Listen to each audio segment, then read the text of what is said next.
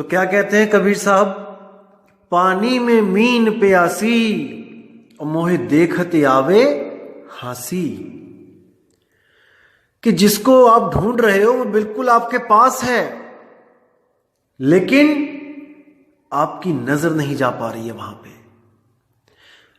आप सोच भी नहीं सकते कि वो वस्तु, वो अनमोल वस्तु कहां पे है, उसको कैसे प्राप्त कर सकते हैं। ये सब भेद एक गुरु, एक भेदी गुरु जब आपकी जिंदगी में आता है तब आपको वो भेद देता है, और उस भेद को प्राप्त करके आप उस अनमोल वस्तु को पा सकते हो जो ऑलरेडी आपके पास है। वो सार वस्तु आपके पास है, वो सार वस्तु स्वयं आप हैं। इसको समझना दोस्तों, वो सार वस्तु स्वयं आप हैं। आप ही वो चेतन आत्मा है जो 52 अक्षरों को बोलता है सारा दिन। पता नहीं कौन कौन से अक्षर बोल देता है पूरा दिन, लेकिन वो स्वयं 52 अक्षरों से न्यारा है। जैसे साहिब कहते हैं, 52 अक्षर लोक त्रय सब कुछ इन्हीं माही, और ये आखर खिर जाएंगे वो आखर इनमें नाही। यानी कि जो भी अक्षर आप बोल रहे हो वो खिर जाएंगे, जिन भी नामों की आप भक्ति कर रहे हो वो खिर जाएंगे, लेकिन वो आखर इनमें नहीं। जो वो अक्षर है, आत्म अक्षर है, वो इन 52 में नहीं है। वो तो इन 52 को पैदा कर रहा है, वो तो स्वयं अबोल है, और इन बोल 52 अक्षर को पैदा कर रहा है। ये जो बोल है, जो पूरा दिन आप बोलते हो, यही 52 अक्षर है।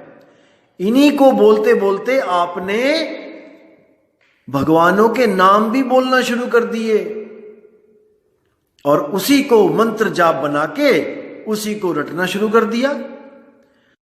जहां बोल तहां अक्षर आवा, और जहां अबोल तहां मन न रहावा।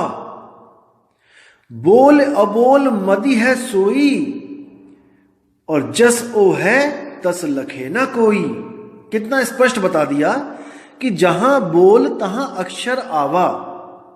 जैसे ही आपके मुंह से कोई बोल निकलेगा, कोई मंत्र निकलेगा, तो एक अक्षर आ जाएगा आपके आगे।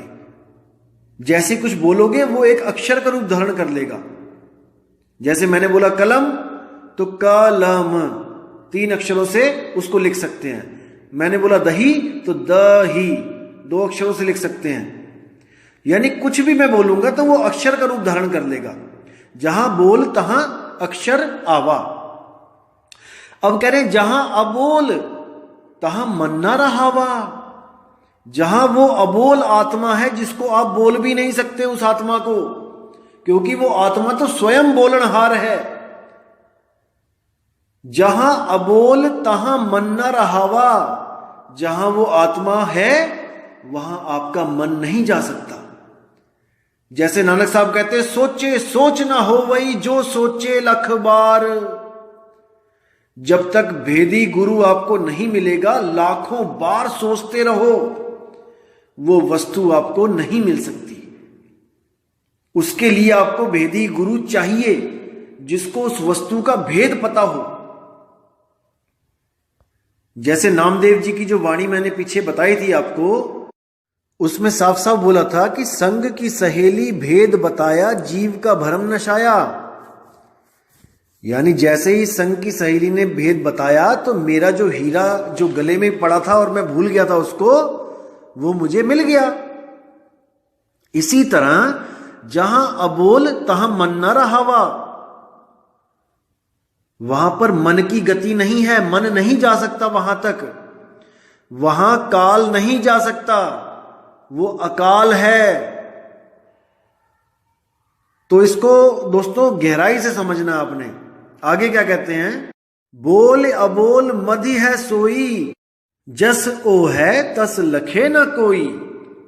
यानी कि बोल अबोल मधि है सोई। जितने भी बोल हैं ये अबोल के मध्य में हैं, यानी कि अबोल से ही पैदा हो रहे हैं। इस अबोल को जानना है दोस्तों, बोल को नहीं जानना है, मंत्रों को नहीं जानना है। ये आपने और हमने और ऋषि मुनियों ने बैठ के बनाए हैं तसल्ली से।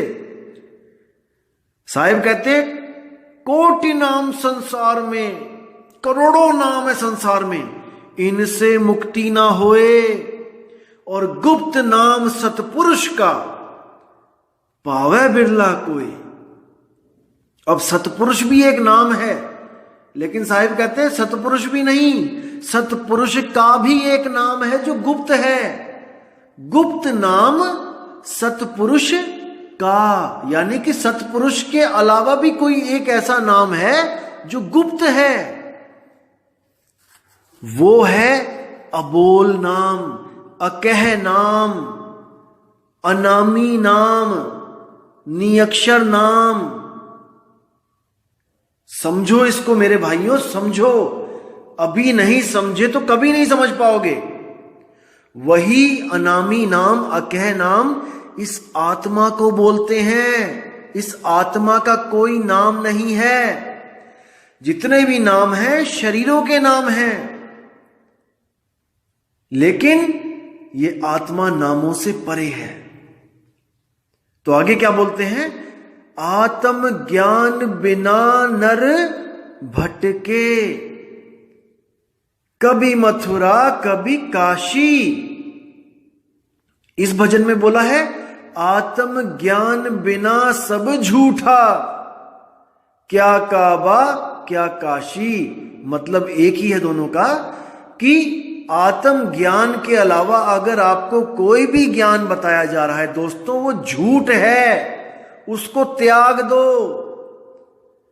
कभी काबा कभी काशी, कभी काबा भाग रहे हैं, कभी काशी भाग रहे हैं, कभी मंदिर भाग रहे हैं, कभी मस्जिद भाग रहे हैं, कभी गुरुद्वारा भाग रहे हैं, कभी किसी गुरु के पास भाग रहे हैं, कभी किसी गुरु की शरण में जा रहे हैं, कभी कहीं पे डंडे खा रहे हैं, कभी कहीं पे झगड़ा कर रहे हैं, कभी कहीं पे गोलियां चल रही हैं। दोस्तों हमें आत्मज्ञान चाहिए था, हम कहां उलझ के रह गए। इतना कुछ होने के बाद भी आत्मज्ञान के नाम पे जीरो हैं हम अभी भी। क्या फायदा हुआ इतना बलिदान देने का, इतने कष्ट सहने का?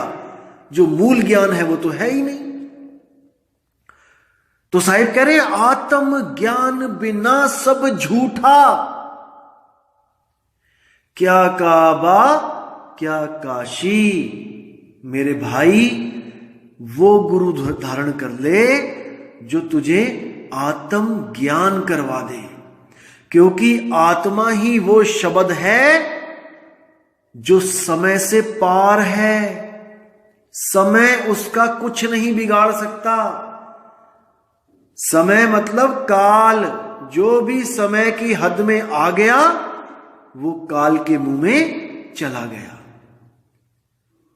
इसीलिए कहा जाता है जब तक ना चीन्होगे आत्म तब तक ना मिली है परमात्म। जब तक तुम अपनी आत्मा को नहीं चीन्होगे, तुम्हें यह ज्ञान नहीं होगा कि मैं एक आत्मा हूं, मैं आत्मदेव हूं, मेरी जन्म और मेरी मृत्यु नहीं होती, मैं जन्म मरण से न्यारा हूं, लेकिन मैं भूल के कारण इस दुनिया में आया और जन्म मरण के चक्कर में पड़ गया। इसको समझो मेरे भाइयों, यही मूल ज्ञान है। घर में धरी वस्तु नहीं सूझे। कितनी प्यारी, कितनी गहरी बात है यहां पे। देखो कितना क्लियर कर दिया साहिब ने, बात ही खत्म कर दी।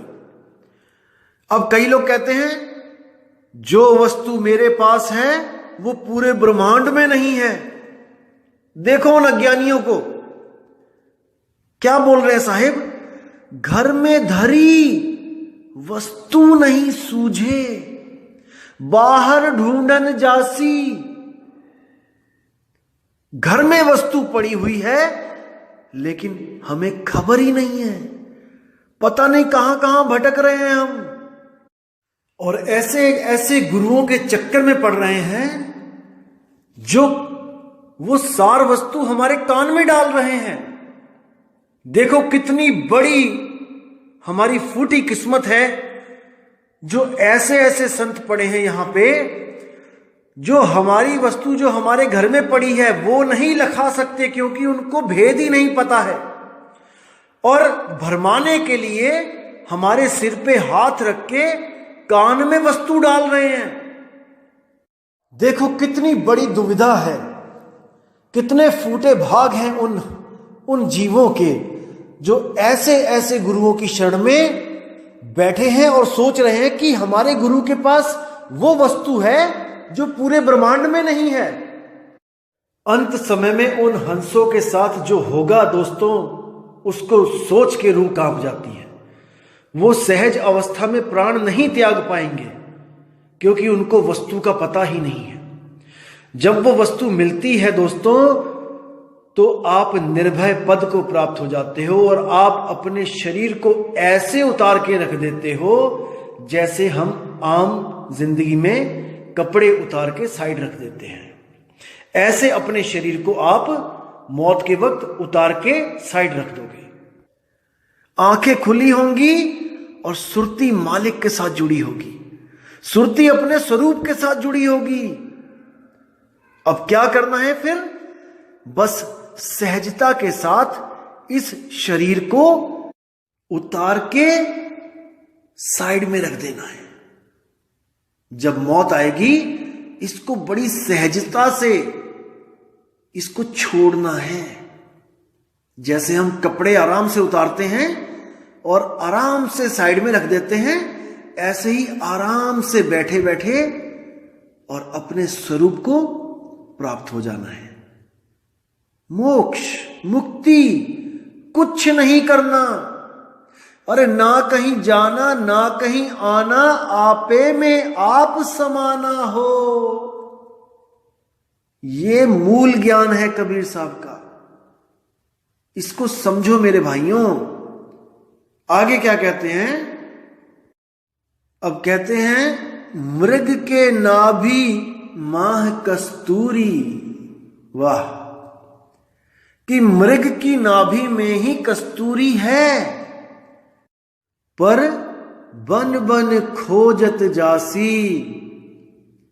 बिना भेद के खोजता फिर रहा है, भटक रहा है, लेकिन वस्तु पास होते हुए भी बहुत दूर है। इसलिए कहते हैं कि जब भेदी गुरु मिल जाएगा तो पल में वो वस्तु मिल जाएगी। अरे कोटि जन्म का पंथ था, पल में दिया पहुंचाए। अरे सतगुरु बड़े दयाल हैं, भेद दिया बतलाए। वाह, साहिब कहते हैं सतगुरु बड़े दयाल हैं, ऐसा दयाल और कोई नहीं है जो आपको भेद बता देते हैं आप पर दया करके। लेकिन माफी चाहूंगा, कुछ ऐसे कपटी भी होते हैं इस दुनिया में जिनको मुक्ति से कुछ लेना देना नहीं होता। वो तो बस ये देखने जाते हैं कि वो गुरु क्या दे रहा है, वो गुरु क्या दे रहा है, वो गुरु क्या दे रहा है, और उनको ज्ञान से कुछ लेना देना नहीं होता।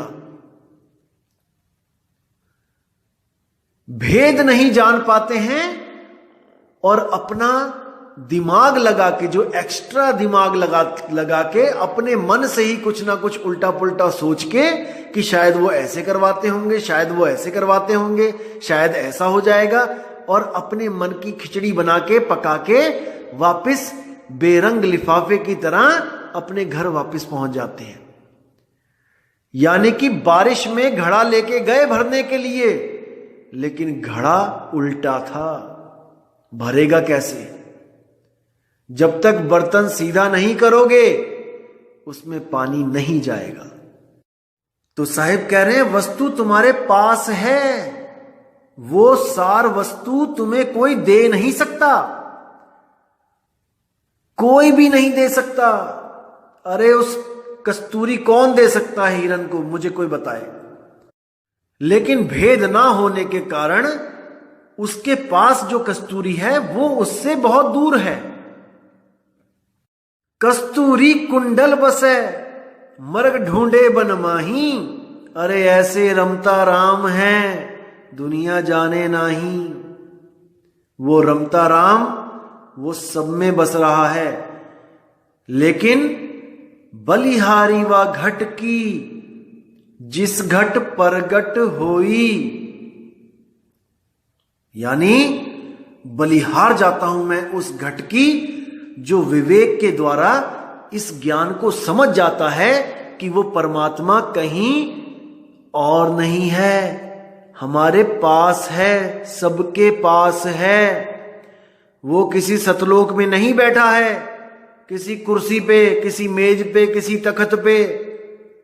वो किसी स्वर्ग में नहीं बैठा है इंद्र बन के, वो किसी ब्रह्मलोक में नहीं बैठा है ब्रह्म बन के।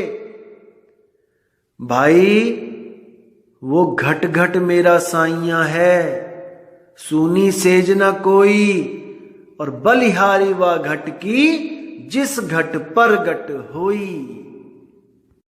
तो आगे कहते हैं, मृग के नाभि माह कस्तूरी, बन बन खोजत जासी, और कहें कबीर सुनो भाई साधो, सहज मिले अविनाशी। कि वो अविनाशी सहज ही मिलेगा। सहज योग जब करोगे, सहज साधना करोगे, तब आपको समझ में आएगा कि वो कैसे मिल सकता है सहजता से। वो किसी भी हठ योग से, कर्म योग से, प्रेम योग से, राज योग से नहीं मिलने वाला। वो केवल और केवल सहज योग से मिलेगा। सहज योग का मतलब क्या है? सुरती को सारी दुनिया से हटा के एक शब्द में लगाना, और वो एक शब्द ही सार शब्द है जो 52 अक्षरों से न्यारा है। जब 52 का टूटे डोरा, सहजे छूटे काल झकोरा। वो काल सहजता से ही छूट जाता है। जब 52 का टूटे डोरा, सहजे छूटे काल झकोरा, फिर नहीं आए फिर नहीं जाए, सार शब्द में रहे समाये। सार शब्द ही उसका निज घर है। जाप मरे अजपा मरे, अनहद भी मर जाए, सुरत समाये शब्द में, वाको काल न खाए।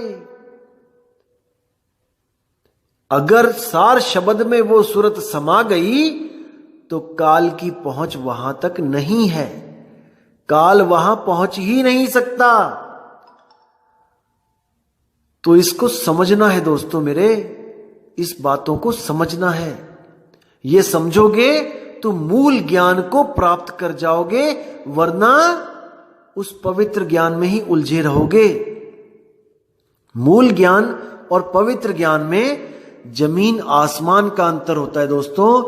पवित्र ज्ञान बच्चों के लिए बनाया गया है। जो अभी भक्ति की ABCD नहीं जानते हैं, उनके लिए बनाया गया है, ताकि उनका ब्रह्मा विष्णु महेश, शेरावाली माता और उसके जो पति काल हैं, जिसको हम कहते हैं मन और माया। मन कौन है? ये अलख है, इसको कहते हैं अलख निरंजन। और माया कौन है? वो आदि माया, महामाई, शेरावाली अष्टांगी। मन और माया ही काल और शेरावाली हैं, और इनके 3 पुत्र हैं, रजोगुण, सतोगुण, तमोगुण, यानी ब्रह्मा विष्णु महेश। केवल इन 3 गुण और मन माया से अलग करने के लिए इस जीव को पवित्र ज्ञान सुनाया जाता है। पवित्र ज्ञान एक छोटी कहानी है, जिससे आपको यह ज्ञान हो जाता है कि हमने किसकी पूजा नहीं करनी है, कहां पे नहीं उलझना है। ये ज्ञान गीता में भी बोला गया है कि जो लोग रजोगुण, सत्वगुण, तमोगुण की भक्ति करते हैं उनको मैं प्राप्त नहीं हो सकता। इसी चीज को कबीर साहब ने बोला है अनुराग सागर में कि ब्रह्मा, विष्णु, महेश की जो भक्ति करते हैं वो काल के लोक में ही रहते हैं। गीता में इन तीनों गुणों से तो परे बोल दिया गया है, लेकिन उठा के फिर ओंकार में यानी 52 अक्षर में जीव को उलझा दिया कि ओम का सिमरण करो, एक अक्षर ओम ही मेरा मंत्र है, मुझे पाने की विधि है। दोस्तों इसको समझना है कि ओम बड़ा या जहां से आया, यानी कि ओम कहां से प्रकट हुआ है? आपके मुख में से। अगर आप नहीं बोलोगे ओम तो ये ओम गुप्त है, ये प्रकट नहीं है। अब आप इसको बोलोगे ओम, और आपने इसको प्रकट करके उसको एक मंत्र का रूप दे दिया। अब आप हो अबोल आत्मा, उस अबोल आत्मा ने बोला ओम, यानी कि आप हो generator, the one who generate the mantras. और ओम क्या है? Om is the only mantra created by the soul.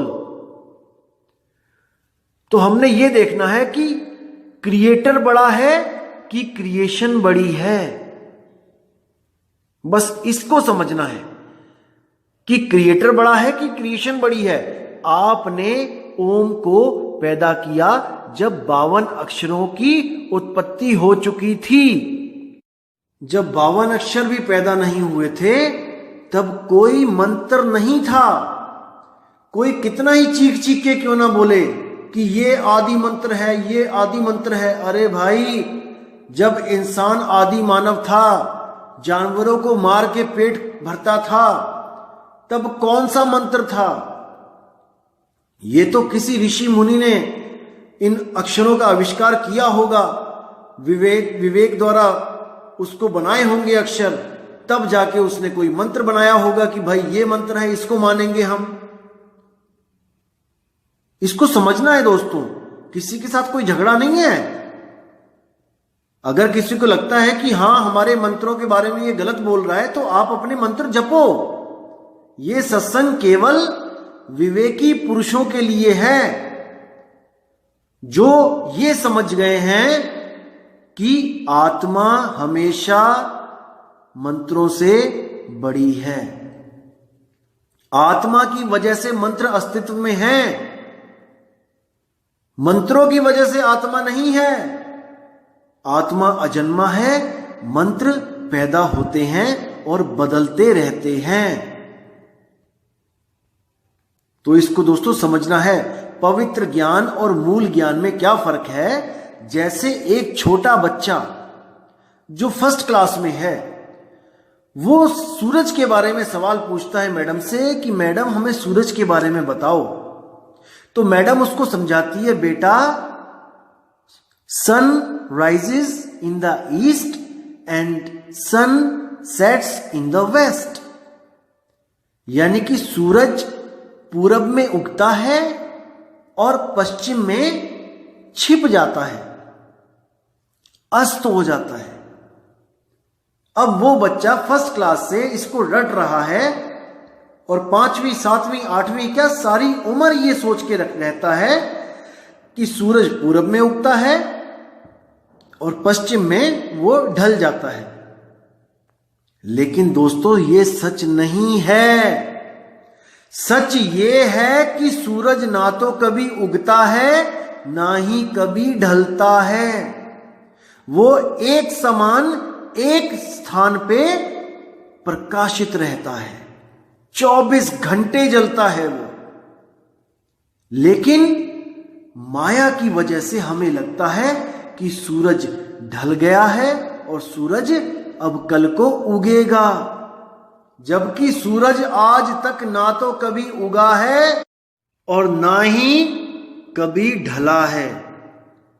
वो तो एक ही स्थान पे है। तो ये है फर्क पवित्र ज्ञान और मूल ज्ञान का। तो साहिब कह रहे हैं कि पवित्र ज्ञान तुम जग में भाखो और मूल ज्ञान गुप्त कर राखो। ये मूल ज्ञान तब बताया जाएगा जब 12वीं पीढ़ी 12वें वंश का नाश हो जाएगा। 12वां वंश कौन सा? गरीबदास जी महाराज की जितनी भी शाखाएं हैं वो 12वां वंश ही है। क्योंकि वंश का क्या मतलब होता है? हमारी आने वाली जनरेशन। जैसे कोई शर्मा है तो उसके वंश में वर्मा पैदा नहीं हो सकता, और जो ठाकुर है उसके वंश में त्रिवेदी पैदा नहीं हो सकता, और जो त्रिवेदी है उसके वंश में यादव पैदा नहीं हो सकता। जो भी उनके वंश में आगे से आगे बच्चे पैदा होंगे उनको पूर्वजों का ही वंश गिना जाएगा। प्रथम वंश में द्वितीय वंश नहीं पैदा हो सकता, द्वितीय वंश में तृतीय वंश पैदा नहीं हो सकता। इसी तरह 12वें वंश में जो भी आ गया, जिसके पास गरीबदास जी की फोटो लग गई, जिसके आश्रम में, वो 12.1, 12.2, 12.3 तो कहला सकते हैं, लेकिन 13 नहीं, क्योंकि 13वां वंश 12 से सर्वथा अलग भिन्न होगा, क्योंकि पूर्वज ही चेंज हो जाएगा। यह है मूल ज्ञान। 12वें वंश का जो प्रथम आचार्य है वो गरीबदास जी महाराज, और जो 13वें वंश के प्रथम आचार्य हैं वो मदन साहिब जी। तो इसको अच्छी तरह मन में बैठा लो। आपको मैं एक ऐसी चीज दिखाऊंगा ग्रंथों में कि आप भी सोच में पड़ जाओगे कि ऐसा कैसे हो सकता है। कई लोग मुझे पूछते हैं क्या कोई सबूत है कबीर साहब के साथ मदन साहिब का कोई नाम लिखा हो कहीं पे, कि कबीर साहिब ने मदन साहिब के बारे में कहीं बात करी हो?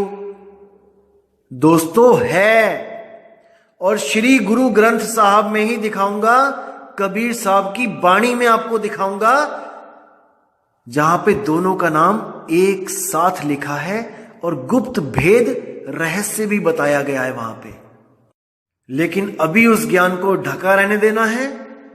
जब आखिर में मेरी 100वीं, 150वीं, 200वीं, 500वीं, 1000वीं ऑडियो आएगी, सबसे आखिरी ऑडियो में मैं आपको वो ज्ञान दिखाऊंगा जहां पे दोनों महापुरुषों का नाम एक साथ लिखा होगा, और बड़ी सुंदर वाणी है। जब मैं उसका अर्थ करूंगा आप निहाल हो जाओगे।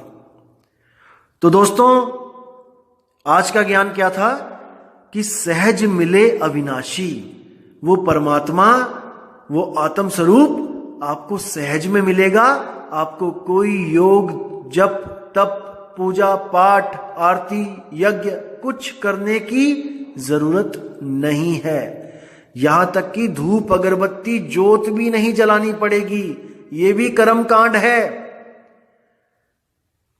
साहिब कहते हैं, भला हुआ मेरी माला टूट गई, मैं राम भजन से छूटी। मतलब अच्छा हुआ मुझे सतगुरु मिल गए, मेरी माला फाला, अगरबत्ती, जोत, देसी घी की जोत, मंत्र, शंतर, तंत्र, सब कुछ छुड़वा दिया मेरे सतगुरु ने। तो दोस्तों, इस निर्मल ज्ञान को समझना है विवेक के द्वारा, और ये दास आपकी हर मदद करने के लिए तत्पर है। दोस्तों, 550 से ज्यादा मेल आ गई हैं जो लोग एड्रेस मांग रहे हैं गुरु जी के सत्संग का। कहां बैठाएंगे 550 लोगों को? वो जगह बहुत छोटी है। हमारे गुरु जी कोई करोड़पति अरबपति नहीं है। मन लागो मेरो यार फकीरी में, और जो सुख मिलता राम भजन में, सो सुख नहीं अमीरी में। तो दोस्तों, बहुत मुश्किल हो जाएगा। मैं बहुत कम लोगों को वो एड्रेस दूंगा जहां पर आप लोग जा सकते हो और गुरुजी का सत्संग सुन सकते हो। और देखो, मैं आपको क्लियर बता देता हूं कि हमारे पंथ में ऐसा नहीं होता कि केवल एक गुरु सत्संग पे बैठा होगा वहां पर स्टेज पे और वही केवल बोलेगा। ऐसा हमारे पंथ में नहीं होता। मैंने पहले भी आपको वाणी रखी थी कबीर साहब की, आओ संतो मेला कीजिए, खाली है तो भर भर लीजिए और भरे हैं तो शक शक पीजिए। यानी कि संतो मेला कीजिए, वहां पे आपको मेला दिखाई देगा। कम से कम 10 से 15 20 संत आपको स्टेज पे बैठे दिखाई देंगे। हर संत को अधिकार होगा अपनी बात रखने का। वाणियों के द्वारा आपको वो समझाएंगे और आपने निर्णय करना है वाणियों को सुन के कि कौन संत कहां की महिमा गा रहा है और किस शब्द का वो भेदी है। समझ रहे हैं? वहां पर ऐसा नहीं है कि आप किसी पंथ में जाके देखो तो वहां पे एक ही गुरु होता है, वो कभी दूसरे गुरु को इनवाइट तक नहीं करता है कि भाई मैं भी परमात्मा का प्रचार कर रहा हूं, आप भी परमात्मा का प्रचार कर रहे हो और परमात्मा एक है, आओ आज मेरी गद्दी पे आप बैठ के सत्संग करो। दोस्तों, ऐसा कोई नहीं मिलेगा आपको। ये सब गुरु जो बैठे हुए हैं ना अपनी अपनी दुकानों पे, ये सब चौधरी बने हुए हैं। इनको दूसरा चौधरी नहीं चाहिए अपनी गद्दी पे। ये स्वयं परमात्मा बन के बैठे हैं कि जो मैं हूं वो कोई भी नहीं है, और बातें करेंगे कि सब में परमात्मा है। अरे आपने कभी किसी और पंथ वाले गुरु को बुलाया है अपनी गद्दी पे बैठ के वो उसी परमात्मा का गुणगान करे जिसका आप कर रहे हो? अगर परमात्मा एक है तो ये केवल आपको सुनाने के लिए कहते हैं कि परमात्मा एक है। इनके मन भी एक नहीं हुए हैं इन गुरुओं के। चोरी छुपके बीच बीच में टांग खींचते हैं एक दूसरे की कि वो सतगुरु नहीं है, सतगुरु तो हम हैं। हम 5 नाम देते हैं, हम 3 नाम देते हैं, यानी कि अपने आप को भी अलग कर लेते हैं बाकियों से। परमात्मा एक है लेकिन नाम ये 5 देते हैं महाराज जी। अब इनसे कोई पूछने वाला नहीं ना कोई कि जब परमात्मा एक है तो ये 5 नाम क्यों देते हो? जो एक नाम दे रहा है क्या उसका परमात्मा छोटा हो गया क्योंकि एक नाम है, और 5 नाम वाले का परमात्मा बड्डा हो गया, बड्डियां जोता वाला हो गया? तो इस भरम जाल में इन संतों ने उलझा रखा है। असल में ना तो एक नाम, ना 5 नाम, ना 10 नाम, वो तो अनाम है, उसका तो कोई नाम नहीं। और जो उसमें फर्क करता है कि वो 1 और 2 और 3 और 4 में मिलेगा, उसको अभी कुछ पता नहीं। राम कबीरा एक हैं, कहन सुनन में 2, और 2 करके वो जानते जिन्हें सतगुरु मिलाना हो। वो आत्म तत्व एक है, चाहे उसे राम कह लो, चाहे उसे कृष्ण कह लो, चाहे उसे विष्णु कह लो, चाहे उसे ब्रह्मा कह लो, चाहे उसे कुछ भी कह लो, लेकिन हमने आत्म तत्व को जानना है, ना कि शरीरों की पूजा करनी है। राम कृष्ण हनुमान से हमें कोई प्रॉब्लम नहीं है, वो भी आत्म देव हैं, लेकिन वो अपने आत्मा को पहचान नहीं पाए। वो भी किसी ना किसी मंत्र का जाप करके इस दुनिया को अलविदा कह के अपने अपने धाम को चले गए। कहने का ये मतलब है, आप किसी भी गुरु की वाणी उठाओगे, आप किसी की भी वाणी उठाओगे, वहां पर नाम की महिमा मिलेगी, लेकिन वो नाम अनाम है। इसको समझना है दोस्तों, तभी कॉन्सेप्ट क्लियर होंगे। तो दोस्तों, वीडियो ज्यादा लंबी हो गई है आज, और मैं अब आपसे विदा चाहूंगा और उम्मीद करूंगा कि आपको ये समझ में आ रही होंगी मेरी बातें। ये कबीर साहब का मूल ज्ञान है, इसको बहुत ही धैर्य के साथ समझना है। मैं 5 दिन में भी अगर कोई ऑडियो डालता हूं तो आप फिक्र मत करें, मैं कहीं जा नहीं रहा हूं, आपकी सेवा में मैं तत्पर हूं, लगा हुआ हूं, विवेक जगाने में लगा हुआ हूं। लेकिन जिस दिन मैं कुछ नहीं डालता हूं, उस दिन आपने मेरी पिछली ऑडियोज 4-4, 5-5 बार सुननी है, ताकि उसमें से कुछ गहरे रहस्य आपको बार बार पता लगते जाएं। मैं अभी कमेंट चेक कर रहा था, एक भाई ने मुझे क्या बोला कि सॉरी भैया, मैंने आपसे जो पीछे सवाल पूछा था, ये वीडियो मैंने दोबारा जब सुनी तो मेरा वो सवाल कॉन्सेप्ट क्लियर हो गया। तो दोस्तों, आपके सारे कॉन्सेप्ट क्लियर होंगे, एक बार नहीं सुनना है इसको आपने बार बार सुनना है। धर्मदास जी को 100 बार सुनाया कबीर साहब ने ये ज्ञान, लेकिन उसके दिमाग में ही नहीं गया। इसलिए कबीर साहब ने अनुराग सागर की एक कहानी बना के उसको समझाने की कोशिश करी, और उसके बाद उसको शब्द का भेद दिया और उसको सिमरन से जोड़ दिया, ताकि वो अपने स्वरूप को याद कर सके। लेकिन मैं आपको सुना रहा हूं ये मूल ज्ञान, इसको आपने बार बार सुनना है, बार बार समझना है दोस्तों, क्योंकि धर्मदास तो अटल हो गया था कबीर साहब पे कि जो आप कहोगे, जैसा आप कहोगे मैं मानूंगा। लेकिन दोस्तों, आप नहीं अटल हो पाओगे मेरे इस ज्ञान के ऊपर, क्योंकि आपका विश्वास तब बनेगा जब आप पूरा ज्ञान समझ जाओगे और आपके मन में 1% भी संशय नहीं बचेगा, कोई सवाल नहीं बचेगा। तब आपके हृदय में ये ज्ञान अपना घर कर सकता है। अन्यथा जल्दबाजी में आप कहो कि मैं ज्ञान को ना समझूं और मैं नाम ले लूं, दोस्तों वो टिकेगा नहीं, आप टिक नहीं पाओगे। आपके मन में हमेशा यही भ्रम रहेगा कि पता नहीं मैं सही कर रहा भी हूं कि नहीं। और जब आप डबल माइंडेड हो जाओगे, आप भक्ति नहीं कर पाओगे। दोस्तों, ये जो रिश्ता है, ये विश्वास का रिश्ता है। कहे कबीर सुनो भाई साधो, मैं तो हूं विश्वास में। जिस दिन आपके मन को ये विश्वास हो गया, आपकी आत्मा को ये विश्वास हो गया कि वो 52 अक्षर से मिलेगा ही नहीं, दोस्तों फिर वो दूर भी नहीं है, फिर वो कोई दूर नहीं है घट में पर दूर बतावे दूर की बात निरासी। कहे कबीर सुनो भाई संतों, सहज मिले अविनाशी। वो सहज में मिलेगा, और जब वो मिलेगा तो सारे भरम खत्म हो जाएंगे। तो दोस्तों, अब आपसे मैं विदा चाहूंगा, और मैं मालिक से दुआ करूंगा कि वो आपको इतना विवेक दे, इतना विवेक दे कि आप मुझे भी पीछे छोड़ जाओ। जरूर आएगा वो दिन जब आप मुझसे भी ज्यादा विवेकी हो जाओगे। तो इसी उम्मीद के साथ मैं आपसे विदा चाहूंगा मेरे दोस्तों, मेरे भाइयों, मेरे मालिक के हंसों।